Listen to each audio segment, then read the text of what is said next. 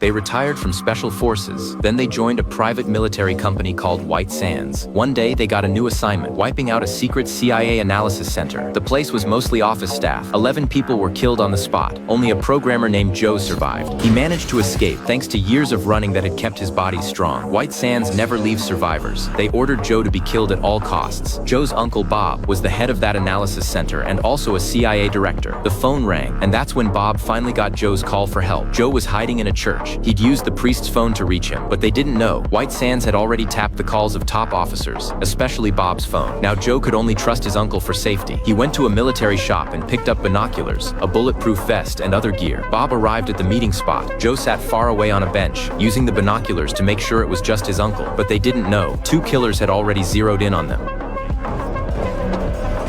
Just then, Joe's friend Sam showed up. He saved Joe from the killers, but then Sam confessed he was one of them too. Joe was furious. He forced Sam to stop the car. He didn't trust any so-called safe house. Sam grabbed Joe hard.